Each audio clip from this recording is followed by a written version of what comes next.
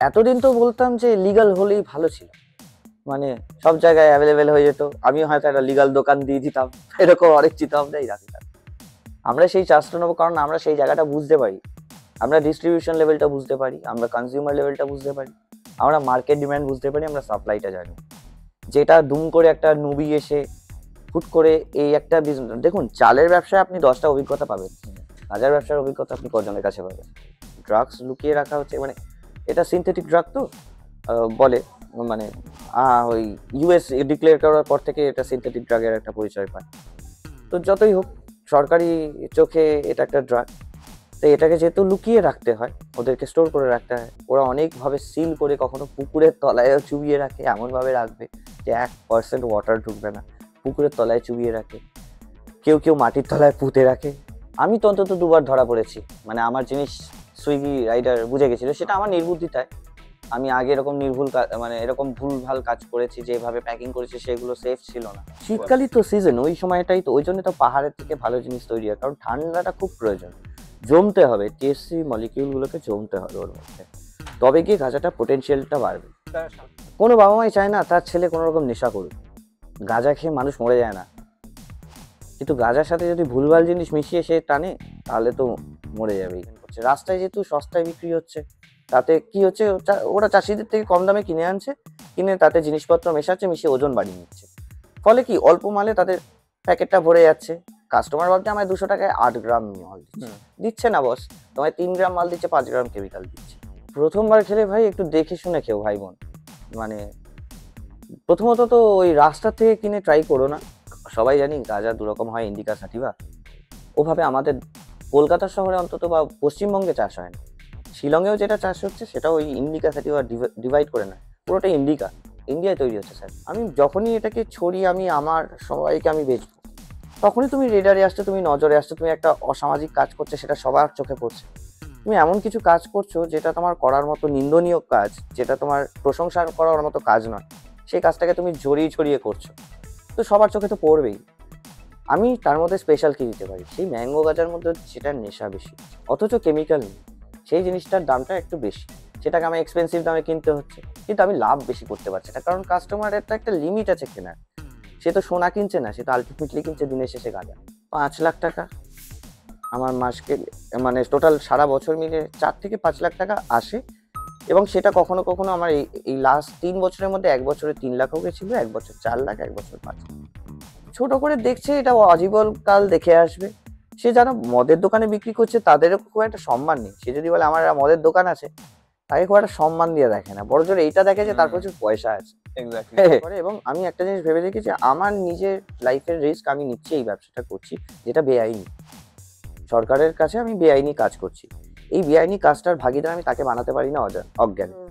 কাউকে নেশার জিনিস বিক্রি করাটা প্রফেশন ফুল টাইম হতে পারে না। বলছে যে আমি যতদিন রিস্কটা নিচ্ছি ততদিন আমার কিছু একটা হলেও লাঘব হচ্ছে সেই রিস্কটা নিয়ে, একটা সময় অবধি প্রশাসন দেখবে, তারপরে গিয়ে সেটাকে ছেড়ে দেবে।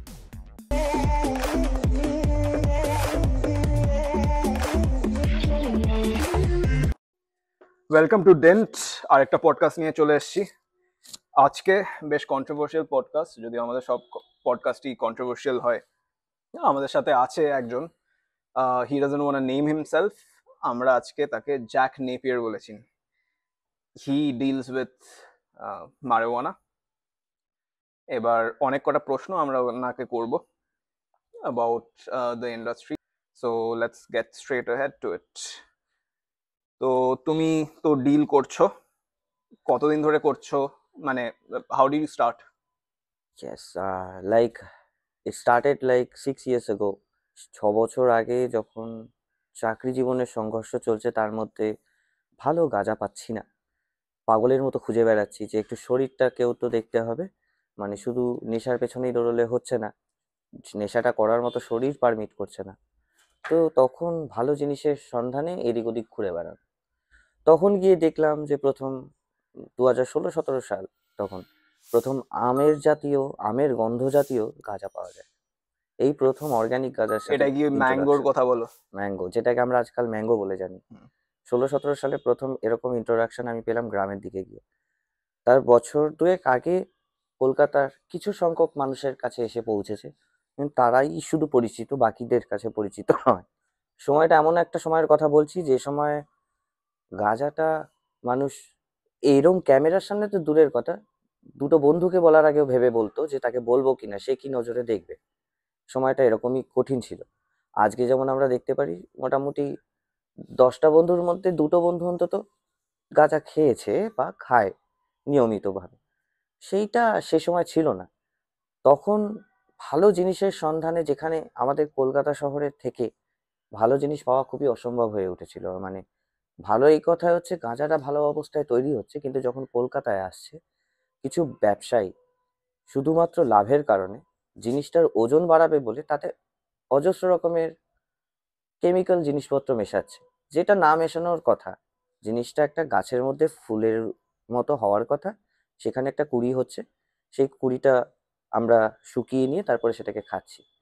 সেই ব্যাপারটা এই অবস্থায় আসতো না। মাঝখানে 10 হাত হয়ে সেটার প্রচুর ময়লা মিশে যেত, যার কারণে সেটার খাওয়ার যোগ্য থাকতো না, সেটা জ্বললে ডিজেল পোড়ার মতো গন্ধ আসতো, শরীরটা কষ্ট হতো।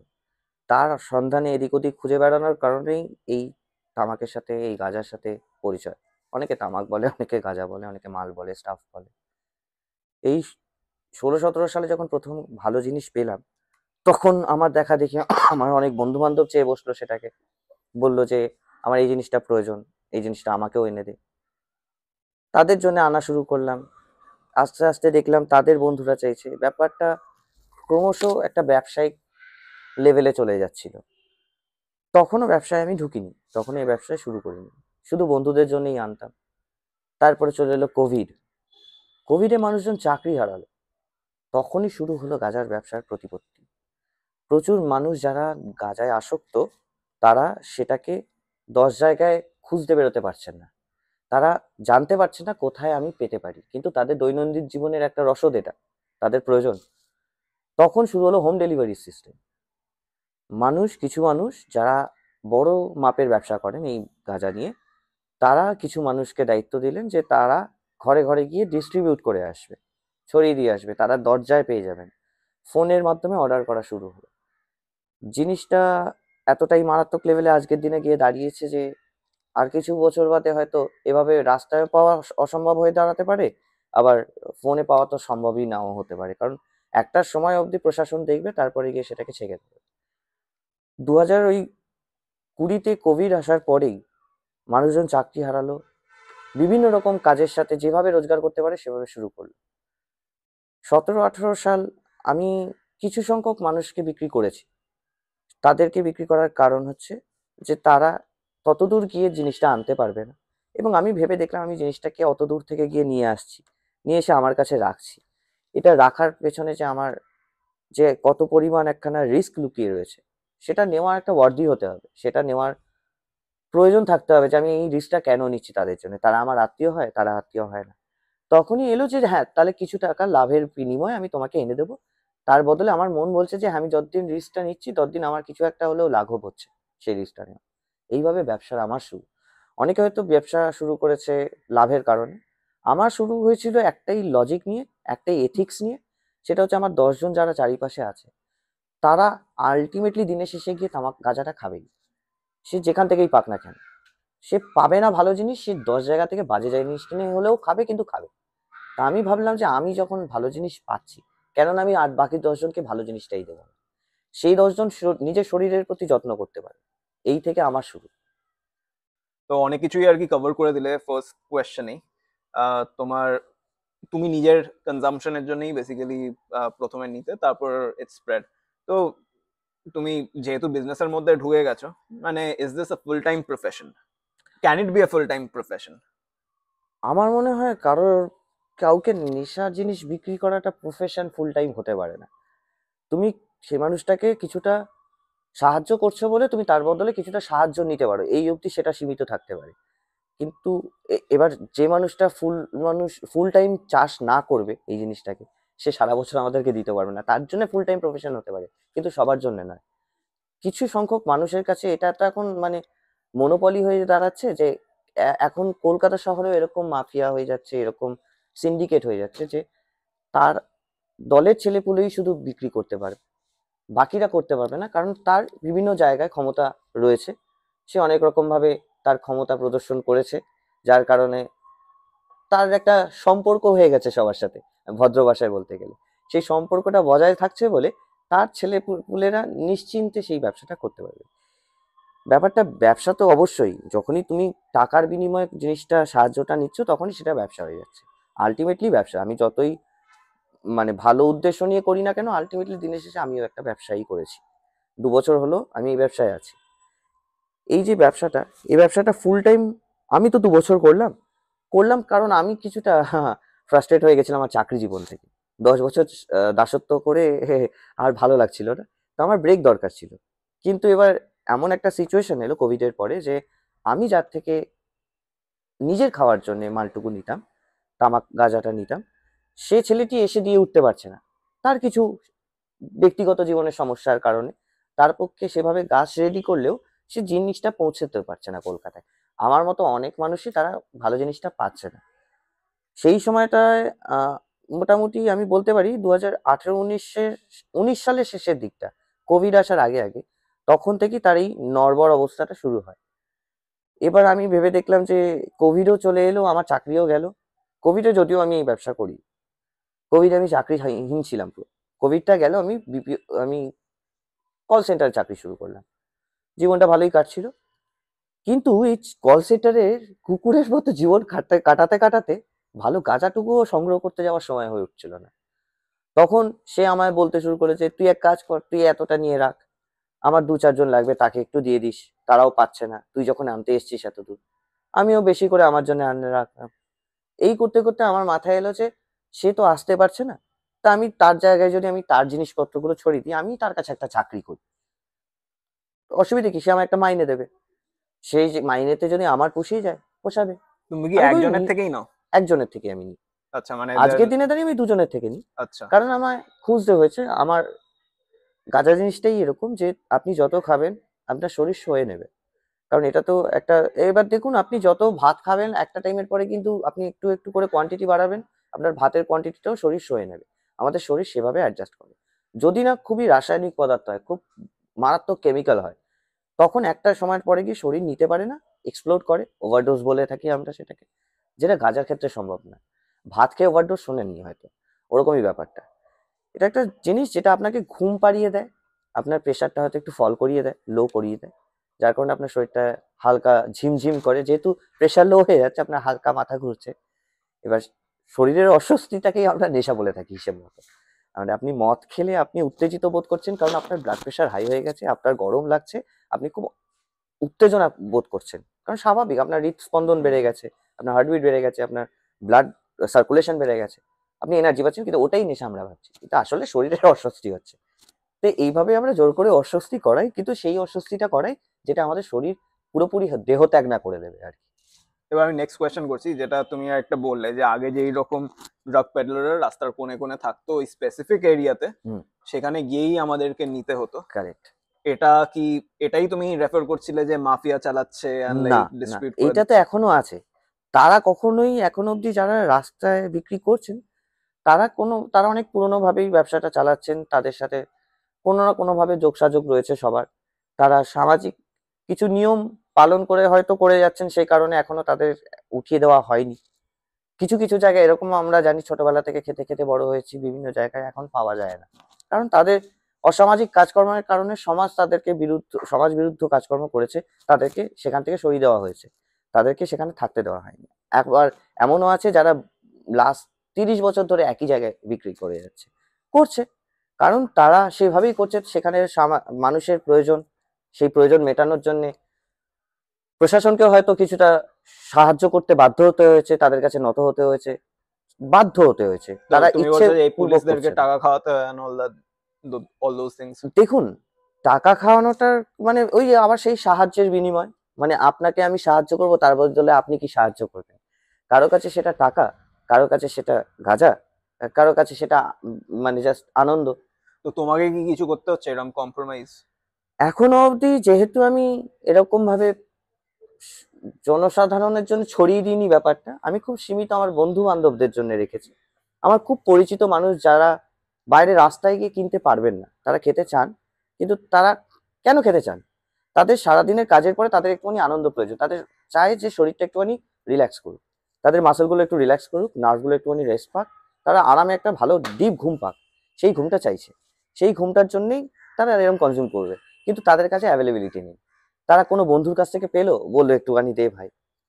কোনো রাস্তায় দেখতে পাচ্ছে বিক্রি হচ্ছে, কিন্তু কেনার মানে লজ্জা পাচ্ছে, কে কি দেখে ফেলবে। এবার প্রয়োজন তো আছে, সেই প্রয়োজনটা মেটানোর জন্য আমি তাদের জন্য এই ব্যবস্থাটা রেখেছি, যে আমার যারা যারা পরিচিত তাদের যদি প্রয়োজন পড়ে, আমার কাছে যদি থাকে, তখন আমি তাদেরকে ব্যবস্থা করে দিতে পারি। এই যে সুইগি যিনি হওয়ার পরে তোমার বিজনেসটা কি অনেক সুবিধা হয়ে গেছে? কারণ মানে তুমি যখন স্টার্ট করেছিলে তখন থেকেই তো না, ছিল। আমার খুব একটা সুবিধে হয়নি, কারণ এভাবে পাঠানোটা খুবই রিস্কি। Risky, yes. এবং আমি একটা মানুষ, ওরা কি দেখুন চেক আমি করে আমার, যখন একটা শিপমেন্ট পাঠাচ্ছ, তো তখন কি চেক করে যে লাইক জিজ্ঞেস তো করে অবশ্যই নিশ্চয়ই? চেক করে, অবশ্যই চেক করে। এবং আমি একটা জিনিস ভেবে দেখি যে আমার নিজের লাইফের রিস্ক আমি নিচ্ছি, এই ব্যবসাটা করছি যেটা বেআইনি।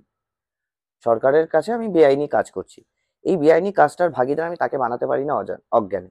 হুম। সে বিনা কারণে এই মামলার মধ্যে জড়িয়ে পড়বে, হয়তো সে জানেই না কি যাচ্ছে, কিন্তু তাকে হেনস্থা তো হতে হবে। সে হয়তো সেই মামলা থেকে বের হয়ে যাবে, কিন্তু তাকে হেনস্থা হতে হবে। তো এভাবে পাঠানোটা খুবই রিস্কি। এবং আমার মনে হয় যদি তোমার নেওয়ার ইচ্ছে থাকে, তুমি এসে নিয়ে যাও। হুম। তোমার এইটুকু খাটনি খাটা দরকার। মানুষ খুব কুড়ে হয়ে যাচ্ছে, সব দিক থেকেই কুড়ে হয়ে যাচ্ছে, এখন মাল নিতে গিয়েও কুড়ে হয়ে না, যাচ্ছে। এখন মানে সুবিধা হয়ে গেছে, এখন লোকজন রেস্টুরেন্টেও কম যায়, তো যেহেতু লাইক বাড়িতে খাবার আছে, তো তুমি এখানে দেখুন, বাড়িতে আর গাঁজা যাই হোক, পাঠানোর কাজটা করছো। খাবার দাবার আর মাদক দ্রব্যের মধ্যে তো একটা তফাৎ থাকা দরকার। সেটাকেও যদি চাল ডালের মতো বানিয়ে ফেলেন, তাহলে তো খুব চাপ, তাহলে সরকারকে নড়তেই হবে। চাল ডালের মতো কি হয়ে যাচ্ছে, এটা হচ্ছে কোয়েশ্চেন। খুবই মুড়ি মুড়কির মতো হয়ে যাচ্ছে। মানে আজকের দিনে দাঁড়িয়ে আমি যে সময় মাল ভালো গাঁজা খুঁজেই পেতাম না, আমার মতো হয়তো কেউ বিক্রি করতো না, তখন দু চারজনকে আমি চিনি যারা বিক্রি করতো। এবং আমি সেই যে আপনি বললেন না যে আপনি ওই সিন্ডিকেট মাফিয়া বলতে কি ওই যারা যারা রাস্তার কোণে, না তাদের কথা বলছি না, শুধুমাত্র যারা হোম ডেলিভারি চালাচ্ছে, তাদের মধ্যেও কিছু দল হয়ে আছে যারা অনেক পুরনো, 2016-17 থেকে এই হোম ডেলিভারি শুরু করেছে, কিন্তু সবাই জানতো না। আস্তে আস্তে তারাও হয়তো ধরা পড়েছে, রেডারে এসছে পুলিশের, কিন্তু তারা এখনো চালিয়ে যাচ্ছে। কি করে চালিয়ে যাচ্ছে? তাদের সেই ক্ষমতা আছে, এবং যেহেতু সেই ক্ষমতা আছে, তাদের আন্ডারে যারা কাজ করছে সেটা হচ্ছে তাদের দল। সেই দলের থেকেই নিলে আপনি সেফ। আপনি যদি অন্য জায়গা থেকে নেন, তারা যদি জানতে পারে, তারা টিপ দিয়ে দিতে পারে। মানে একটা নৈতিক কর্তব্য বলে কিছু নেই যে আমি ভালো জিনিস পাচ্ছি তাই আমি তাদেরকে দিচ্ছি। আমি তার কোনো কাস্টমারকে বলছি না যে ভাই তুমি ওর থেকে নিও না, ও বাজে জিনিস দেয়, তুমি আমার কাছে এসো। দরকার নেই তো। কেউ যেচে বলছে ভাই তোমার কাছে কি কিছু আছে, তুমি কি কিছু দিতে পারবে, তখন দিচ্ছি। তোমার কিরকম ইনকাম হয় পার মান্থ যদি অ্যাভারেজ বলতে চাও? দেখুন, আমি তো, একটা মজার ব্যাপার হচ্ছে, 2016-17 সালে যখন আমরা কিনতাম, তখন ধরুন জিনিসটার দাম খুব কম ছিল। মানে আজকে যে দামে কিনি, তার অর্ধেকেরও কম দামে আমরা কিনতাম। আজকে তার ডবলেরও বেশি দামে আমরা কিনি। কেন? কারণ তারা বুঝে গেছে যে কলকাতার বাজারে বা অন্যান্য শহরের বাজারে কি ধরনের দামে বিক্রি হয়। এবার এটায় আমাদের মতো কিছু পুরনো বিক্রেতাদেরও দোষ আছে। তারা কিনছে জিনিসটাকে 300 টাকায়, বেচছে 1500 টাকায়, মাঝখানে 1200 টাকার লাভ। সে করতে পারতো 700 টাকা দিত, সে 800 টাকা নিত, অর্ধেক টাকা সে চাষিকে দিত। চাষির হয়তো লোভ বাড়তো না, সে হয়তো এত দামে নিয়ে যেত না। তাও একটা রাউন্ড নাম্বার দাও ফর দ্য ভিউয়ার্স, মানে অন অ্যান অ্যাভারেজ, তোমার কথা না। আমার সালে মোটামুটি ধরে নিন না 5 লাখ টাকা আমার মাসকে, মানে টোটাল সারা বছর মিলে 4 থেকে 5 লাখ টাকা আসে। এবং সেটা কখনো কখনো আমার এই লাস্ট 3 বছরের মধ্যে এক বছরে 3 লাখও গেছিল, এক বছর 4 লাখ, এক বছর 5 লাখ, ডিপেন্ড করে। এবার যেহেতু আমি একজনের থেকে কিনে আনছি, আজকের দিনে দাঁড়িয়ে জিনিসটার দাম বেড়ে গেছে, আমি কিনে আনছি, তারপরে আমি কত টাকাই বা লাভ করতে পারি। মানে একটা জিনিসকে আমি যদি, এবার ধরুন 1500 টাকা একটা মানুষ এক ধরনের আম গাঁজা পাচ্ছে, ম্যাঙ্গো গাঁজা পাচ্ছে, আমি তার মধ্যে স্পেশাল কি দিতে পারি? সেই ম্যাঙ্গো গাজার মধ্যে সেটার নেশা বেশি, অথচ কেমিক্যাল নেই, সেই জিনিসটার দামটা একটু বেশি, সেটাকে আমার এক্সপেন্সিভ দামে কিনতে হচ্ছে, কিন্তু আমি লাভ বেশি করতে পারছি না, কারণ কাস্টমারের তো একটা লিমিট আছে কেনার। সে তো সোনা কিনছে না, সে তো আলটিমেটলি কিনছে দিনের শেষে গাঁজা। এটাই হচ্ছে ব্যাপার। তো আমার উপার্জন বাড়ানোর জায়গাটা হয়তো অন্যদের মতো হলে, ব্যবসায়িক মনোবৃত্তি রাখলে আজকে আমি অনেক কিছু করতে পারতাম, কিন্তু আমার জাস্ট ওই চাকরি ছেড়ে নিজের জীবনযাত্রাটা চালানো অবধি আমার দরকার ছিল, সেটুকু আমার কিন্তু সুখে চলে যাচ্ছে। সেই জন্যই আমি তুমি মাস করছো না আর কি, basically you have selected customers যাদের প্রয়োজন পড়ছে না, মানে এটা সবারই দরকার ছিল, এটা সব কটা সেলারেরই দরকার ছিল যে আমার যে কজন হলে আমার চলে যাচ্ছে সেই অবধি। আমি যখনই এটাকে ছড়িয়ে আমি আমার সবাইকে আমি বেচবো, তখনই তুমি রেডারে আসছো, তুমি নজরে আসছো, তুমি একটা অসামাজিক কাজ করছো, সেটা সবার চোখে পড়ছে। তুমি এমন কিছু কাজ করছো যেটা তোমার করার মতো নিন্দনীয় কাজ, যেটা তোমার প্রশংসা করার মতো কাজ নয়, সেই কাজটাকে তুমি জড়িয়ে ছড়িয়ে করছো, তো সবার চোখে তো পড়বেই। সেখানে গিয়ে তোমার আবার প্রশাসনের সাহায্য নিতে হবে, এরও সাহায্য নিতে হবে। আমি করছি না ওভাবে, আমি সেভাবে একটা বিজনেস বলার মতো জায়গায় নিয়ে যাচ্ছি না। আমি 10, আমার হাতে গুনে 20টা বন্ধু আছে, 20টা বন্ধুকে আমি দিচ্ছি ধরুন। 20টা বন্ধুকে দেওয়া মানে সেটা কি ব্যবসার লেভেলে যাচ্ছে? যদি আমি সেটার পরিবর্তে আমার গাড়ি ভাড়াটা আর 200-300 টাকা করে বেশি নিচ্ছি, সে কতই লাভ। জি, মানে ইন্ডাস্ট্রি ব্যাপারে তো অনেক কিছু বললে, মানে এটা কিভাবে চলে। তো এবার let's get into like the types of weed hmm hmm available hmm. In the market. তো এই স্ট্রেন ব্যাপারটা একটু যদি এক্সপ্লেন করে দাও, কিরকম কিরকম টাইপ অফ পাওয়া যায়। হ্যাঁ, দেখুন, মজার ব্যাপার হচ্ছে সবাই জানি গাঁজা দুরকম হয়, ইন্ডিকা সাটিভা। ওভাবে আমাদের কলকাতা শহরে অন্তত বা পশ্চিমবঙ্গে চাষ হয় না। শিলংয়েও যেটা চাষ হচ্ছে সেটা ওই ইন্ডিকা সাটিভা ডিভাইড করে না, পুরোটাই ইন্ডিকা, ইন্ডিয়ায় তৈরি হচ্ছে স্যার। ইন্ডিকাটা হচ্ছে যেটা আর কি বেসিক্যালি ব্ল্যাক মেডিসিনাল খাইয়ে পারপাস, দেয় আর কি। Medicinal purpose. মানে যেটা, হ্যাঁ, যেটা খেলে ঘুম পায়, তাই তো? ঘুম পায় বলতে পারেন, হ্যাঁ। সাইকেডেলিক এফেক্টটা একটু কম থাকে। সেটাই ম্যাক্সিমাম, সেটাই বিক্রি হচ্ছে। সেটা বিক্রি বেশি হচ্ছে কি, মানে এখনকার দিনে দাঁড়িয়েও কিন্তু ওই রাস্তায় কি বিক্রিটা বেশি, কারণ মানুষ ওই 200 টাকায় যেটা পাচ্ছে সেটা সে 500 টাকায় কিনবে। এবার ব্যাপারটা হচ্ছে তোমার শরীরকে কতটা ভালো দেবে সেটার উপর ডিপেন্ড করছে। রাস্তায় যেহেতু সস্তায় বিক্রি হচ্ছে, তাতে কি হচ্ছে, ওরা চাষিদের থেকে কম দামে কিনে আনছে, কিনে তাতে জিনিসপত্র মেশাচ্ছে, মিশিয়ে ওজন বাড়িয়ে নিচ্ছে। ফলে কি অল্প মালে তাদের প্যাকেটটা ভরে যাচ্ছে। কাস্টমার ভাবছে আমায় 200 টাকায় 8 গ্রাম মাল দিচ্ছে, হুম। দিচ্ছে না বস, তোমায় 3 গ্রাম মাল দিচ্ছে, 5 গ্রাম কেমিক্যাল দিচ্ছে। সেই 3 গ্রামটাই তুমি নাও না, ভালো জিনিসটা নাও, সেটা নিচ্ছে না। এবার সেটা তুমি যদি রাস্তায় বিক্রি হতো ওপেনলি, তাহলে হয়তো নিত। অনেকেই তো জানে না, যারা যারা জানে বাড়িতে হোম ডেলিভারি পাচ্ছে, তারাও সেটাকে বাজার বানিয়ে দিচ্ছে, সেটায় নেগোসিয়েশন করে। বা আমি যদি 75 গ্রাম নিই, আমি যদি 50 গ্রাম নিই, তাহলে কি হবে? কি হবে? একই হবে। তুমি স্ট্রেনের কথা বলছিলে ও তো। সরি, আই গট হ্যাঁ। ডাইভার্টেড। হ্যাঁ, ইন্ডিকা স্যাটিভা। তো এই কলকাতায় যেগুলো বিক্রি হয় সবই ইন্ডিকা। উড়িষ্যার দিকে চাষ হয়। আহ, আমাদের ওই নগরুখরা বা ওই সাইডে একটা আড়ত আছে, ওই সাইড থেকে বেশ কিছু মাল আসে। ঠিক আছে। গোড়ভাঙার নাম শুনেছি, ওখানে আগে আসতো, এখন সেই জায়গা থেকে সেরকম মাল বিক্রি হয় না খুব একটা, যতদূর আমার জানা, কারণ সেটা অনেক রেডারে এসে গেছিল। তো এইখান থেকে যতই মাল আসে সেগুলোকে সবকিছুকে অ্যারারুট ফ্যারারুট মিশিয়ে শক্ত করে ভারী করা হয়, এই কলি মালগুলো বিক্রি হয়, এগুলো সবই ইন্ডিকা। এবার এদের কিছু, এরা ইন্ডিকা সাটিভা বলে ভাগও করে না, কিন্তু আমাদের মতো যারা বিক্রেতা, তারা সেইগুলো ওই গাছ থেকে ড্রাই অবস্থায় নিয়ে আসছে ফ্রেশ মাল, সেটাকে কোনোটায় হয়তো একটু স্টিকিনেস বেশি, একটু হ্যাশ কন্টেন্ট বেশি, সেটাকে সাটিভা বলে বেচে দিচ্ছে, ইন্ডিকা বলে বেচে দিচ্ছে, যেগুলো একটু লাইট টেম্পার। ওরম ভাবে কোনো ভাগ নেই স্যার, আমাদের ওভাবে অ্যাভেলেবিলিটি নেই। তো বেসিক্যালি মিক্সড একটা ব্যাপার তোমরা বিক্রি করছো। পুরোটাই মেশানো, মানে এটা হাইব্রিড একটা গাঁজা বিক্রি হয়। এখানে যে ম্যাঙ্গোটা পাই পুরোটাই হাইব্রিড। এবার মানে এটা নিশ্চয়ই কোনো সিজনাল ব্যাপারও আছে, মানে কোনো একটা মানে ওই সিজন। জুন জুলাই নাগাদ যদি ঠিকঠাক গাছটা রোপণ করা হয় বা পোতা হয়, তাহলে এই শীতের এই সময়টা, এবছর যেমন খুব ভালো ঠান্ডা পড়েছে, এই ঠান্ডায় প্রত্যেকটা গাছই খুব ভালো হিম পাচ্ছে, কুয়াশা জমছে, টিএইচসি কন্টেন্টটা খুব বেশি হচ্ছে। এর মধ্যে যদি ভুল করে বৃষ্টি হয়ে যায়, সমস্ত ধুয়ে যাবে। চাও বা রেডি হচ্ছে সেগুলো সরি, এরকম ওয়েস্টেজ হয়? হয়তো এরকম ওয়েস্টেজ হয়তো, মানে লাস্ট 2 বছরে তো শীতকালেও খুব বৃষ্টি হয়েছিল আমার যতদূর ধারণা, যতদূর মনে তো পড়ছে। শীতকালের যে গাঁজাটা আর কি প্রডিউস হচ্ছে, সেটা সবচেয়ে ভালো তুমি বলছো শীতকালই কোয়ালিটি? তো সিজন, ওই সময়টাই তো, ওই জন্য তো পাহাড়ের থেকে ভালো জিনিস তৈরি হয়, কারণ ঠান্ডাটা খুব প্রয়োজন, জমতে হবে, টিএসসি মলিকিউল গুলোকে জমতে হবে ওর মধ্যে, তবে গিয়ে গাঁজাটা পোটেনশিয়ালটা বাড়বে, তার সারা বছর পোটেন্সিটা কি বাড়বে। করে তোমরা লাইক সাপ্লাই দিচ্ছ, যদি লাইক জাস্ট শীতকালেই হচ্ছে হ্যাঁ, ভালো গাঁজা? হ্যাঁ, শীতকালে হচ্ছে সেটাকেই একভাবে জমিয়ে রাখা হচ্ছে, সেটাকেই সারা বছর ডিস্ট্রিবিউশন করা হচ্ছে। আচ্ছা, জমিয়ে রাখা হচ্ছে। একদম, মানে টোটাল মালটাই মোটামুটি মার্চ এপ্রিল অব্দি ড্রাই হচ্ছে, হুম। তারপরে পুরো ব্যাপারটা সারা বছর ডিস্ট্রিবিউশন আচ্ছা, হচ্ছে। যদি সারা বছর ধরে জমিয়ে রাখছো, হুম। এবার কোনো কোয়ালিটির কোনো ইস্যু হচ্ছে কি?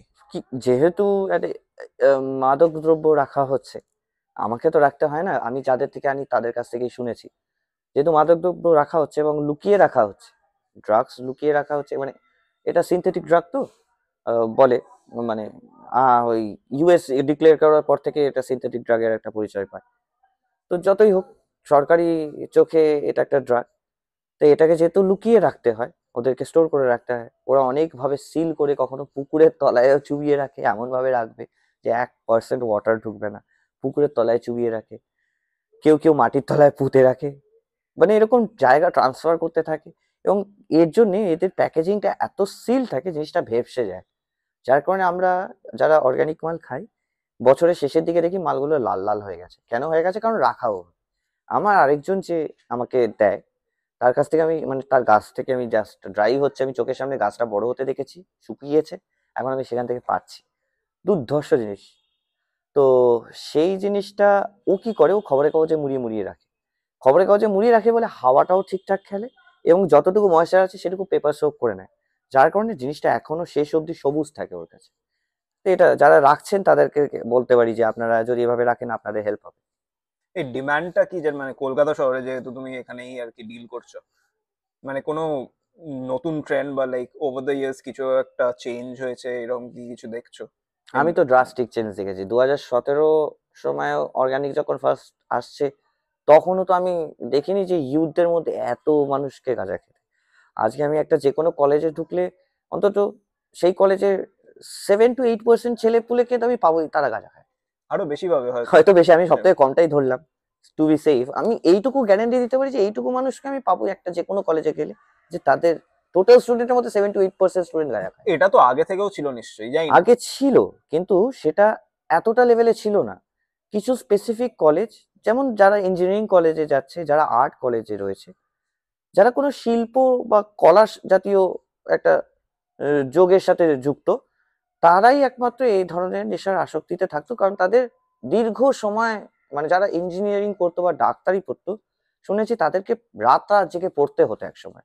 আজকের দিনে কি ইনফ্রাস্ট্রাকচার আমি জানি না, কিন্তু তখন তাদের দীর্ঘদিন এরকম জেগে জেগে জেগে জেগে পড়তো। তাদের ওই পড়ার কারণে যে স্ট্রেসটা আসতো, সেটার পরে ঘুম আসতে অসুবিধা হতো। তাদের নেশা করার কারণটা ছিল এটা, সেই স্ট্রেস রিলিফ। এটা সেম ইঞ্জিনিয়ার, ডাক্তারদের ক্ষেত্রে বললাম। আর আর্টিস্টদের কোনো লিমিটেশন আমি দিলাম না।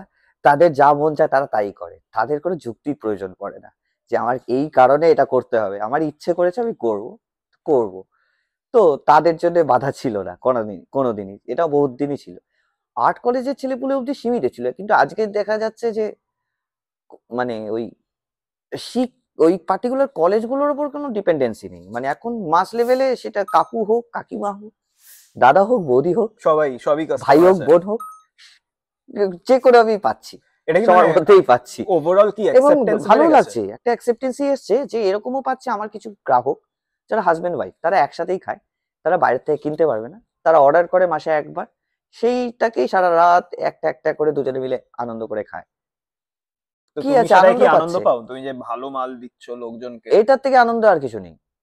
আমার কাছে তো এটাতেই শুরু হয়েছিল যে 10 জন পাচ্ছে, আমি না দিলেও খারাপ মালই খাবে। হুম। তা আমি দিলে যদি ভালো মালটা খায়, তো ভালো মালটাই খাক, এখন পাচ্ছে তারা খুশি। এখন কি লোকজন বেশি স্মোকি করছে নাকি আর চেঞ্জ হয়েছে আমি একটা জিনিস দেখেছি, কনজাম্পশন? আগে শুধুমাত্র মদে সীমিত ছিল, বেশিরভাগ ইউথদের মধ্যে মদটাই প্রচলন বেশি ছিল, কিন্তু আজকে দেখেছি কিছু মদ মানুষকেও মদ ছেড়ে কাজে চলে এসছে। আর আগে ধরুন বলতে গেলে ওই 10-90 রেশিও ছিল, এখন এটা 40-60 বা 35-65 একটা রেশিও চলে এসেছে। 35 গাজার লোক, স্মোকের লোক, 65 জলের। আর হুক্কা আসার পরে ধোঁয়ার ব্যাপারটা আরো বেড়ে গেছে ছেলে মেয়েদের মধ্যে। তুমি যেহেতু লাইক আস্তে আস্তে তুমি বলছো যে ইনক্রিজ করছে number of like people who কিন্তু আর এটা একটা স্মোকিং উইড, ট্রেন্ড, জানো তো, এটা আবার কিন্তু হয়তো আমার চলে মনে যাবে হয় এটা তুমি চলে বলছো? যেতে পারে। আমার যতদূর ধারণা এটা একটা ফেজ যাচ্ছে, একটা ফেজ আসবে যে এত মানুষ খাবে না, কিন্তু যারা খাচ্ছে তারা কিন্তু শেষ অবধি টানবে হয়তো। কারণ গাঁজার এমন একটা আসক্তি আছে যেটা আপনার শরীরকে দিনের শেষে, মানে রিল্যাক্সেশন দিলেও পরের দিন সেটাকে কন্টিনিউ করেন, হুম। যদি না আপনি ভালো জিনিস না খান। হুম। ভালো জিনিস খেলে এই জিনিসটা হবে, আপনি দিনের শেষে শেষ করলেন, পরের দিনে আর সেটার এফেক্ট নেই। হুম। হুম। মানে আপনার কাছে নেই, অ্যাকচুয়ালি শরীরে আছে। এক্স্যাক্টলি। হ্যাঁ, কিছু বলছিলে। না, আমি বলছিলাম যে লাইক অনেক টাইপ অফ কাস্টমার্স তো ডিল করো তুমি, তো কোনো ট্রিকি কাস্টমার ধরে রাখো মার্কেটে কোথায় কি কম্পেয়ার হচ্ছে, কিংবা ধরে রাখো দরদাম করছে তোমার সঙ্গে যে এত আমি দেবো না, এইরকম টাইপের, তো কি করে হ্যান্ডেল করো সেগুলো? নিশ্চয়ই আছে এরকম কাস্টমার। শান্তভাবে কথা বলি, আর উপায় থাকে না। মানে আমি কি বলবো, সে বলছে যে এটার কি এত দাম হওয়া উচিত? আমি বলবো আমি উচিত দিয়ে কি করবো, আমি কিনেছি এত দাম দিয়ে। তোমার যদি এই দামে তোমার দেওয়া সম্ভব হয়, এই জিনিসটা মনে হয় তোমার এই দামে দেওয়া সম্ভব, এই দাম দিয়ে তুমি কিনবে, কেনো। যদি তোমার না মনে হয় যে আমি এই দাম দিয়ে কিনবো না, কিনো না। তুমি আমার সাথে দরদাম করে তো লাভ নেই। আমি তো জিনিসটা তৈরি করছি না, আমি এক জায়গা থেকে নিয়ে আসি, নিয়ে এসে দিচ্ছি। এখন দোকানদার এমআরপি রয়েছে 21 টাকা, সে হয়তো 18 টাকা অব্দি কমাতে পারে। এখন তার সাথে সে নেগোসিয়েশন করছে, বলছে যে বানিয়েছে তার সাথে নেগোসিয়েট করো তাহলে। আমি তো 18 টাকাতেই কিনেছি, আমি এর থেকে নিচে কি করে দেবো? এইটা তো আমার কেনা দামি, আমি 17 টাকা কেন দেবো? দেবো না। সে হয়তো রেগে গিয়ে বলছে আমি তোমায় বুঝে নেবো। আমার উপায় থাকে না, আমি তাকে ব্লক করে দিই। তারপর যা করবে সেটা কপাল। আমি তো কারোর ক্ষতি করিনি আজ অব্দি, এখন অব্দি ঘুরে আমার ক্ষতিটা আসেনি এখন। আশা করছি এইটুকু জিনিসের জন্য অতটা এক্সকেলেট হবে না হয়তো তোমার থেকে। আসতেই পারে, মানুষের মন তো খুবই ফ্লাকচুয়েট করে। কার কি কারণে রাগ হলো, সে হয়তো তার গায়ে লেগে গেল, তার ইগো হার্ট হয়ে গেল, যে না আমাকে কেন ব্লক করে দিল, হুম। আমি ব্লক করতে পারি। সে ব্লক করে দিল, এত আসপর্দা করতেই পারে। তো তোমার আরেকটা কোয়েশ্চেন যেটা করছি, like should it be legal? কারণ লিগাল হলে তো লাইক রেগুলেটেড হয়ে যাবে সবকিছু, কর্পোরেটদের হাতে চলে যাবে। দেখুন, এতদিন তো বলতাম যে লিগাল হলেই ভালো ছিল, মানে সব জায়গায় অ্যাভেলেবেল হয়ে যেত, আমি হয়তো একটা লিগাল দোকান দিয়ে দিতাম, এরকম অনেক চিন্তা ভাবনাই রাখতাম। কিন্তু তোমাদের আলটিমেটলি মতো যখন প্লেয়ার্সরা কি দোকান দিতে পারবে? That's the question. আমার মনে হয় না আহ, আগামী 50 থেকে 80 বছরের মধ্যে সম্ভব। 100 বছরই ধরা যেতে পারে। কারণ ইন্ডিয়াতে লিগাল হবে না, কারণ বলো। গাঁজার অনেক মেডিসিনাল বেনিফিটস আছে, হুম। যেটা মানে খুবই মিরাকিউলাস ভাবে কাজ করে। এখন অবধি তার কোনো প্রপার সাইন্টিফিক এক্সপ্লেনেশন সবাই দিয়ে উঠতে পারেনি, যেটুকু দিয়েছে সেটুকু গ্রাহ্য হয়নি, সেটার কোনো মানে অ্যাকসেপ্টেন্সি নেই। সুতরাং নেই বললেই চলে, যেটার অ্যাকসেপ্টেন্সি সায়েন্স দিচ্ছে না, আমাদের সরকার দিচ্ছে না, সেটা নেই, এক্সিস্ট করছে না ধরে নিলাম। তো আমি নিজে রিয়েলাইজ করেছি, আমার যখন হাতের অপারেশন হলো, আমার হাতে প্লেট বসলো, আমি হসপিটালে ছিলাম। জেনারেলি আমি ডাক্তারকে জিজ্ঞেস করলাম যে এই সেলাইটা শোকাতে কতদিন সময় লাগে। আমি শীতকালে করিয়েছিলাম। বলে 20-22 দিন মতো লাগবে, তার থেকে আগে হয়ে যেতে পারে, কিন্তু জেনারেলি 20-22 দিন লাগে। তা আমার সেটা মোটামুটি 12 দিনের মাথায় শুকিয়ে গেছিল, কারণ এটা আমি কি গাঁজার বাথরুমে জন্য? গিয়ে রেগুলার গাঁজা খেতাম। আমি রোজই লুকিয়ে লুকিয়ে হসপিটালের বাথরুমে গিয়ে মারতাম। এটা ফর শিওর বলা যাচ্ছে না ওটার জন্যই হয়েছে, বাট না, মেবি। অফকোর্স এটা এই কারণে, কারণ গাঁজা খুবই ফ্লুইড শুকিয়ে দেয়, শরীরে যে কোনো ফ্লুইডই শুকিয়ে দেয়। তো এটা আমি অনেক ডাক্তার আমার ক্লায়েন্ট আছে যারা কেনেন, নিজেও কনজিউম করেন, তাদের কাছ থেকে আমি যুক্তি চেয়েছি, তারা বলেছে হ্যাঁ তোমার যুক্তিটা ঠিক। দাঁতে ব্যথা, হাড় জোড়া, আহ কোন রকম কাটা ছেঁড়া, এগুলো শুকোতে ভীষণ তাড়াতাড়ি সাহায্য করে হচ্ছে গাঁজা। না, তুমি লিগ্যালিটির দিক থেকে বলছিলে যে যদি লিগ্যাল হয়ে যায়, তোমাদের মতো স্মল হ্যাঁ, টাইম প্লেয়ার তাহলে যারা আছে। এই মেডিসিনের মানে যারা অ্যানালিস্ট, আমার থেকে বড় অ্যানালিস্ট আছে এই নিয়ে, আমি তো অনেক তর্ক শুনি, অনেক যুক্তি শুনি। তো তাদের বক্তব্য হচ্ছে এর মেডিসিনাল ইউজেজ এতটাই বেশি আছে, যদি সবাই রেগুলারলি কনজিউম করতে শুরু করে এবং একটা লিমিটে কনজিউম করে, তাদের অনেক রোগ ভোগ কমে যাবে। তাদের অনেক রকম ইনজিউরি যেটা ন্যাচারালি সারা সম্ভব, সেটা শুধু একটা স্মোক করে সেরে যাচ্ছে। ধরুন হাড় ভেঙে গেছে, সেটা ঠিকঠাক সেট করে দিল, হুম। এবার সেটা জোড়ার জন্য আপনি মেডিসিন খাচ্ছেন, হুম। আপনি দোকান থেকে অ্যান্টিবায়োটিক্স কিনছেন, আপনি তার সাথে আরো একটা সাপোর্টিং গ্যাসের জন্য একটা প্যারাসিটামল, মানে প্যারাসিটামল পেন কিলার হিসেবে নিচ্ছেন, একটা গ্যাসের ট্যাবলেট নিচ্ছেন। মানে এতগুলো ট্যাবলেট যে আপনি নিচ্ছেন ডেইলি বেসিসে, সেটার প্রয়োজন হয়তো পড়বে না। ডাক্তার কি করলো, ডাক্তার ওই জায়গাটা সেট করে দিল, বাকি জোড়ার জন্য মেডিসিন দিচ্ছে, সেই মেডিসিনের কাজটা হয়তো তো তুমি বলছো যে এই মেডিকেল ইন্ডাস্ট্রির জন্য বেসিক্যালি লিগ্যাল হবে না? না, মেডিকেল ইন্ডাস্ট্রির বাট জন্যই হবে না। যদি হয়, ফর এক্সাম্পল যেরকম ইউএসএ তে অনেক কটা স্টেটে লিগ্যাল, করেছে, হ্যাঁ, রেগুলেট করা আছে, করেছে। কিন্তু তোমাদের এক্সিস্টেন্স তো চলে যাবে তাহলে। যদি ওভাবে লিগাল শপ শুরু করে দেয়, আমরাই হয়তো সেই শপের ওনার হয়ে যাবো একদিন। আমরা সেই চার্জটা নেবো, কারণ আমরা সেই জায়গাটা বুঝতে পারি, আমরা ডিস্ট্রিবিউশন লেভেলটা বুঝতে পারি, আমরা কনজিউমার লেভেলটা বুঝতে পারি, আমরা মার্কেট ডিমান্ড বুঝতে পারি, আমরা সাপ্লাইটা জানি। যেটা দুম করে একটা নুবি এসে হুট করে এই একটা বিজনেস, দেখুন চালের ব্যবসায় আপনি 10টা অভিজ্ঞতা পাবেন, হুম। গাঁজার ব্যবসার অভিজ্ঞতা আপনি কজনের কাছে পাবেন? এক্স্যাক্টলি। তো তুমি যেটা বলছিলে লাইক কিছু যেই রিস্ক গুলো নিয়ে অলরেডি কিছু বলেছো, কিন্তু like how do you negate the risk? কারণ লাইক অবভিয়াসলি লাইক প্রশাসন আছে, মানে পুলিশ এন্ড অল দ্যাট।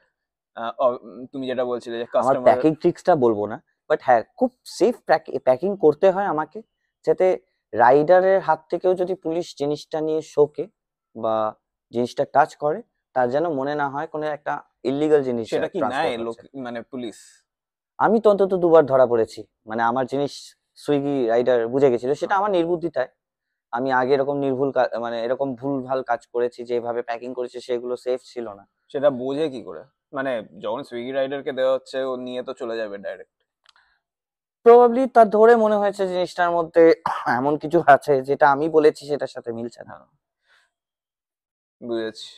তো প্যাকিংটাই মেন জিনিস তুমি প্যাকিংটাই বলছো। মেন জিনিস, তবে এই ট্রান্সপোর্টের এই ব্যাপারটা খুব তাড়াতাড়ি কমে যাবে, কারণ আমার যত ধারণা খুব তাড়াতাড়ি এই ট্রান্সপোর্টের লোকরাও খুব চালাক হয়ে যাবে, তারাও বুঝতে শিখে যাবে, তারা বুঝে যাবে যে কারা কি করছে। তো আমি জেনারেলি নিজেই পার্সোনালি ডেলিভার করতে প্রেফার করি, সেটাই আমার জন্য খুব ফিজিবল মনে হয় নিজেকে সেফ রাখার জন্য, কারণ একটা কাউকে সাহায্য করতে গিয়ে নিজেকে বাদর নাচিয়ে তো লাভ নেই। Of course. Any advice for first time BD users?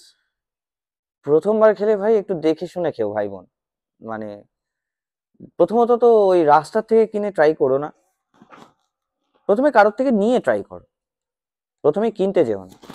আর কিনে খাওয়া শুরু করলে রেগুলার সারাদিন ধরে খেও না, সারাদিন ধরে খেলে জিনিসটায় নেশা হয় না, জিনিসটার একটা গ্যাপ লাগে, একটা সময় নেশা করবে, সেই নেশাটাকে উপলব্ধি করতে সময় দিতে হবে, সেই নেশাটার থেকে যখন তুমি দেখবে যে একদম ফ্রেশ হয়ে গেছো, সেটা তুমি জেনারেলি নর্মালি থেকে সম্ভব নয়, একটু যদি 0.5 ঘন্টা ঘুমিয়ে নাও তুমি কিছুক্ষণ বাদে দেখবে ফ্রেশ লাগছে, তারপরে তুমি যদি একটা স্মোক করো তখন সেটা এফেক্ট দেবে, তুমি একটার পর একটা খেতে থাকবে, সারাদিন ধরে খাবে, তোমার কিচ্ছু ফিল হবে এই না। ট্রেন্ডটা আমি দেখেছি, লাইক যতগুলো মানে জয়েন্টের পর জয়েন্ট খেয়ে যাচ্ছে, একটা শেষ হলো আরেকটা ধরে, একটা শেষ হলো আরেকটা ধরে, এই একটা পয়েন্ট অফ টাইমে গিয়ে স্ট্যাগনেট হয়ে যায় লোকজনের। এটার কারণ হচ্ছে কি জানো, জিনিসটার পোটেন্সি, কেউ যদি ভালো জিনিস খায় না, মানে সেটার যদি সেরকম পোটেন্সি লেভেল থাকে, সে একটা জয়েন্টও গোটা শেষ করতে পারবে না, সে, আমি কুশ খেতে বলছি না, আমি না, আমাদের এইরকমই অর্গানিক দেখেছি। স্টাফের মধ্যে এরকম দুটো টেম্পার থাকে। মানে দুটো টান মারলো, তারপর রেখে দিল, আবার কিছুক্ষণ পরে এনাফ, আমি 2 ঘন্টা তো তাই পরে করি, আরেকটা। আমার লাগে না, আমি যে জিনিসটা খাই সেটা 4 টান 5 টান মারার পরে, আমি 18-19 বছর গাঁজা খাচ্ছি টানা, তোমার টানা বয়স আঠারো কত? উনিশ বছর গাঁজা খাচ্ছি। আমার বয়স ধরে নাও না ওই 32-33। 18-19 বছর বয়স, মানে তোমার বেসিক্যালি 7 থেকে শুরু করেছিলাম। ক্লাস 7 থেকে। That's quite early. Quite early actually, তখন থেকেই সবার সাথে তাল মেলাতে পারতাম না, বাকিদের দৈনন্দিন জীবনযাত্রার সাথে আমার কোনো মিল ছিল না, আমি তখন ক্লাসরুমে বসে জানলা দিয়ে কবিতা ভাবছি বা গান ভাবছি, আমি ওই মিউজিক্যাল লাইকেই ছিলাম, মিউজিক্যাল লাইনে। তো তখন থেকে আমার ওই নিজেকে ডাইভার্ট করার জন্য, মানে যে নিজের কনসেন্ট্রেশন লেভেল আমার কম ছিল, কনসেন্ট্রেশন লেভেলটা বাড়াতাম, যে আমি 10টা জায়গায় মন দেবো না, আমি ওই পার্টিকুলার একটা জায়গাতেই মন দেবো, সেই কনসেন্ট্রেশন লেভেল বাড়ানোর জন্য আমার ওটা খুব হেল্প করতো তখন। সেটা যদিও আমার মনের ভুল, আমি পরে বুঝলাম, আলটিমেটলি আমি নিজেই পারতাম সেটা, সেটা আমি ওটা সাহায্য নিয়ে করেছি just. The misconception about people buying weed, এটা যদি অ্যাড্রেস করো। দেখুন, গাঁজা খেয়ে মানুষ মরে যায় না, কিন্তু গাঁজার সাথে যদি ভুলভাল জিনিস মিশিয়ে সে টানে, তাহলে তো মরে যাবেই। তো এর জন্য আরো ফোবিয়া হচ্ছে কি লোকজনের, কারণ হয়তো বাজে জায়গা থেকে একটা নিল, ব্যাটারি অ্যাসিড ফ্যাসিড শুনেছি মিশিয়ে টিশিয়ে দেয়, যাই না, মানে দিস আর রুমার্স। ট্রু, এগুলো ট্রু, মানে অনেক রকম কেমিক্যালসই, আগে যেমন একটা ট্যাবলেট প্রচলিত ছিল N10 RSP। N10, yes, অনেকে N10 N10 খেয়েও নেশা স্ট্যান্ডস ফর নাইট্রোসান 10, আর SP হচ্ছে স্প্যাজমোপ্রক্সিবন। এই দুটো ওষুধই এই ইউথের মধ্যে খুব প্রচলিত হয়ে গেছিল, যার কারণে সরকার থেকে ব্যান করে দিল এবং সেগুলো এখন পাওয়া যায় না। তো সেই ট্যাবলেটগুলোর জলের মানে সেগুলোকে জলে ডাইলিউট করে সেই জল স্প্রে করতো, যাতে ওয়েটও বাড়ে এবং সেটার মধ্যে একটা অন্যরকম মেডিসিনাল নেশা দেয়। সেই জিনিসপত্র আমরা ট্রাই করেছি ছোটবেলায়, উপায় ছিল না ভালো জিনিস পাওয়ার। কলকাতা শহরে তো আমি শুরুটাই করেছি বাজে জিনিসপত্র দিয়ে। আমরা এটা তো আমাদের মতো সবারই কিছু, এক্সপিরিয়েন্স, এই যে ফার্স্ট টাইম ইউজারের কথা বলছি, যে যারা ফার্স্ট টাইম খায় তারা এখন তো বাজে খুব জিনিস। ভালো এক্সপিরিয়েন্স হয়, মানে যারা ফার্স্ট টাইম ইউজ করছে তারা অর্গানিক পাচ্ছে, আমাদের তো উপায় ছিল না, আমরা তো অর্গানিকই দেখলাম মোটামুটি 4-5 বছর ফোকার পরে। তো ওই আর কি, মানে ভালো জিনিস যদি প্রথমবার ইউজ করছেন, ট্রাই করবেন, ভালো জিনিস দিয়ে শুরু করছেন। এবং যে অনেক বছর ধরে খাচ্ছে, ওই 2 দিন খাচ্ছে, সে আপনাকে খাওয়ালো, আপনি খাবেন না। যদি সে মোটামুটি 2-3 বছর ধরে খাচ্ছে, তার কাছ থেকে আগে জেনে নেবেন যে কি কি ভালো, মানে কি কি রকম এফেক্ট আসবে এটা খাওয়ার পরে। না হলে আপনার যদি হুট করে আসে, আপনি হয়তো ভয় পেয়ে যাবেন। তো এই প্যানিকটার থেকে অ্যাংজাইটি আসে এবং সেটা থেকে ফোবিয়া আসে, আপনি হয়তো ভবিষ্যতে কোনোদিনই খেতে পারবেন না। আপনার শুনলেই মনে হবে না না, আমার শরীর খারাপ হয়ে গেছিল, না সেরকম হয়নি। শরীর খারাপটাই হওয়ার কথা ছিল, সেটা আগে জানলে হয়তো আপনার লাগতো না। এটা ঠিক, অনেক অ্যাংজাইটি হয় অনেকজনের। তো এনিওয়ে, আরেকটা মানে পার্সোনাল কোয়েশ্চেন, যে মিসকনসেপশন অ্যাবাউট ডিলার্স, মানে ডিলারদেরকে লোকজন ছোট চোখে দেখে, একটু শেডি ক্যারেক্টার এইরকম ভাবে, তোমার এটা নিয়ে অ্যান্ড আছে, এটা নয় যে নেই। মানে কথাটা ঠিকই, মানে এই যুক্তি তো আছে। এবার দেখুন, আপনি কোনো বাবা মাই চায় না তার ছেলে কোনো রকম নেশা করুক। সে সুস্থ একটা জীবন যাপন করুক। সেই সুস্থ জীবন যাপনের মধ্যে আমি অবশ্যই নেশাকে ইনক্লুড করবো না। মানে আর 5টা মানুষ যে সকালবেলা উঠে ব্রেকফাস্ট করছে, কাজ করছে বা পড়াশোনা করছে, দুপুরবেলা লাঞ্চ করছে, তারপর একটা ঘুমোচ্ছে, বিকেলবেলা খেলাধুলো করছে বা কোনো অ্যাক্টিভিটিসে ইনভলভ হচ্ছে, বা সে আবার কাজই করছে, তারপর সন্ধ্যেবেলা কিছু একটা স্ন্যাক্স খাচ্ছে, রাতে ডিনার করছে, ঘুমিয়ে পড়ছে। এটা হচ্ছে একটা সুস্থ জীবনযাপন, যার মধ্যে ওয়ার্কআউট আছে, যার মধ্যে ঠিকঠাক টাইমে খাওয়া দাওয়া আছে এবং ঠিকঠাক টাইমে ঘুম আছে। তাতে কোনো পারিপার্শ্বিক এক্সট্রা সাপোর্টের প্রয়োজন নেই বা হচ্ছে না, যে আপনার জোর করে ঘুম পাওয়ানো হচ্ছে। আমাদের জীবনযাত্রাটা এমনই হয়ে গেছে, মেশিনারি টাইপের হয়ে গেছে। মানে আমরা পড়াশোনার লাইফেও যে স্টুডেন্টটা পড়ছে, দেখুন পুরোটাই তো মুখস্থ বিদ্যা চলছে। কটা ছেলে আজকাল পড়াশোনাটাকে বুঝতে পারছে? মানে সে বোঝার সময় পাচ্ছে কোথায়? তাকে এত মুখস্থ করতে হচ্ছে, সে আর বোঝার সময় পাচ্ছে না। সবই মুখস্থ করে সে ডেলিভার করছে। তারপরে গিয়ে সে যদি মনে হয় যে মানে শরীরটাকে অস্বস্তি লাগছে, এবার কেউ একটা বন্ধু একবার টানিয়ে দিল, এগুলো বাহ! সমস্ত কিছু ভুলে গেলাম, কি ভালো লাগছে। তো এই স্ট্রেস রিলিফটা আপনারাও দিতে পারেন যদি খেলাধুলা করেন, তার সাথে সময় কাটান। তার হয়তো এই পারিপার্শ্বিক জিনিসের প্রয়োজন পড়বে না। আর যদি প্রয়োজন পড়ে, যারা দিচ্ছে তারা কি জিনিস দিচ্ছে সেটা তো ডিপেন্ড করছে। এবার দেখুন, আমার মতো কিছু মানুষ যারা ভালো জিনিস দেবে বলে দিচ্ছে, তারা তাদের ক্ষতি যাতে না হয় বা খুবই কম হয় সেই জন্য এই জিনিসটা দেওয়া শুরু করেছে। আমাদেরকে কিছু মানুষকে ছোট চোখে দেখলেও আমাদের কিছু করার নেই, আমরা কাজটাই সেরকম করছি, যেটা অসামাজিক কাজ, যেটা বেআইনি একটা কাজ। এবং আমি জানি না আপনার ছেলে মেয়ে, এবার দেখুন, আপনি এভাবে তো কোনোদিনই ভাববেন না যে আপনার ছেলে আমি না হলেও রাস্তা থেকে ঠিক কিনে খেত, কিন্তু হয়তো 10 বছর খুব বাজেভাবে খাওয়ার পরে তার শরীরে প্রচুর ব্যামো দেখা দিত। তো সেই 10 বছর যদি আমার সাথে বন্ধুত্ব থাকতো, হয়তো আমি ওকে এমন জিনিস দিতাম, সেই 10 বছর বাদে গিয়েও আপনি তার শরীরে কোনো রকম চেঞ্জ দেখতে পারতেন না খারাপ, সে একই রকমই থাকতো। তো খারাপ ভাবে দেখছেন, সেটাই আমাদের সত্যি কিছু আসে যাচ্ছে না। মানে আমার তো বিশেষ করে আসে যাচ্ছে না, কারণ আমি তো চেষ্টাই করছি যে মানুষ আলটিমেটলি দিনের শেষে খারাপ জিনিসটা খাবে তার থেকে ভালো জিনিস খাক। একটা টাইম আসবে যখন হয়তো আমিও সেই জিনিসটা করা বন্ধ করে দেবো। একটা টাইম আসবে আমি শুধু নিজের কনজাম্পশনের উপরই ফোকাস রাখবো, কারণ আমার কাছে শরীরও সায় দেবে না যে আমি 10 জনকে হেল্প করে বেড়াবো। ছোট করে দেখছে, এটা আজীবন কাল দেখে আসবে। সে যারা মদের দোকানে বিক্রি করছে তাদেরও খুব একটা সম্মান নেই। সে যদি বলে আমার একটা মদের দোকান আছে, তাকে খুব একটা সম্মান দিয়ে দেখে না, বড়জোর এইটা দেখে যে তার প্রচুর পয়সা আছে। এক্স্যাক্টলি। তো সেটাকে ওই আর যারা কি, গাঁজা বেচে পয়সা আমাদেরও আছে। কেউ কেউ করছে, কেউ কেউ পয়সা কামাচ্ছে না, কেউ কেউ জাস্ট আনন্দের জন্যই করছে। মানে কি বলুন তো, আমরা এই জিনিসটাই খুব আনন্দের একটা জিনিস। দিনের শেষে এটা খুব আনন্দ দেয় প্রত্যেকটা মানুষকে। যে যে দুঃখ পাচ্ছে সেও কিন্তু খেয়ে কাঁদতে পারবে না বেশিক্ষণ। কোনো একটা বন্ধু একটা মজার কথা বলবে, সে কান্নার মধ্যেও হেসে ফেলবে হা হা করে। এই এত বছর বাদেও যে আমার গাঁজা খেয়ে সেরকম প্রাণ খুলে হাসি আসে, আমার শুরু এবং এটার ডেইলি কনজাম্পশনের পেছনে কারণটাই ছিল আমি হাসতাম, ভীষণ হাসতাম। আমরা বন্ধুরা ছোট্ট ছোট্ট কারণে একটু ফুঁকে দিয়ে মন খুলে হাসতাম, বেশ ভালো লাগতো, মন ফোন একদম অক্সিজেনটা ভরপুর চলে আসতো ভেতরে। তো এই আর কি, মানে খুব আনন্দের একটা জিনিস। আহ মদের থেকে বেটার আমি বলি পার্সোনাল ওপিনিয়নে। কারণ এই কারণে বলবো, সবার মত স্যুট করে না, সবাই নিতে পারে না। অনেকে সেটার মানে তার আফটার এফেক্টটা ঠিকভাবে চ্যানেলাইজ করতে পারে না। কেউ হয়তো সেটা নিয়ে কবিতা লিখছে, গান লিখছে, আর কেউ হয়তো সেটা নিয়ে সারা শহর ভাঙচুর করে বেড়াচ্ছে, ওই আর কি। তো কিন্তু এইটাকে ভাঙচুর করার মনোবৃত্তি আসে না, কারণ জিনিসটা মানুষটাকে ঝিমিয়ে দেয়। 10টা মানুষ ঝামেলা করলে সে বসে দেখবে, হেল্প করার কথা ভাববে নিশ্চয়ই, কিন্তু সে সেই ঝামেলায় যোগদান দেবে না, হ্যাঁ হ্যাঁ হ্যাঁ হ্যাঁ করে ঝামেলা করতে দৌড়বে। তো আর যাই হোক, আপনার ছেলে অ্যাক্সিডেন্ট কম করবে, আপনার ছেলে মেয়ে অ্যাক্সিডেন্ট কম করবে, আপনার ছেলে মেয়ে দিনের শেষে ঘরেই ফিরবে, রাস্তায় গড়াগড়ি খাবে না মদ খেয়ে। এই একটা চান্স আপনি বেঁচে যাবেন। না, একটা জিনিস যেটা বলছিলে, অনেকটা লেজি হয়ে যায় লোকজন গাঁজাটা খেয়ে, লেজি হয়ে যায়, অ্যাক্টিভ থাকতে পারে না।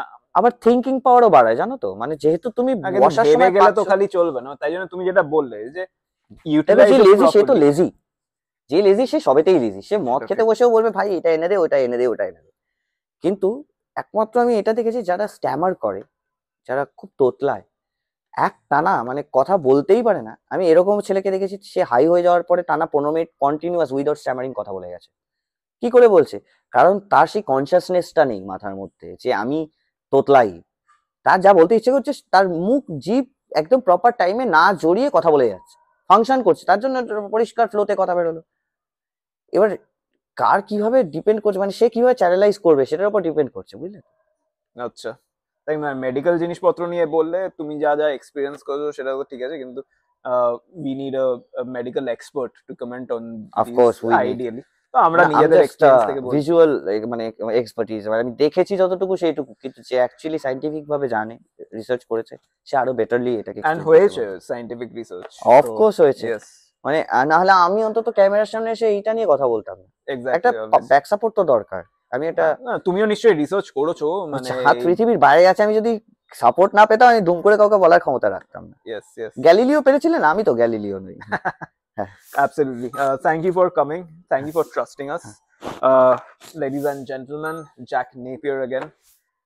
Hopefully we'll see him soon.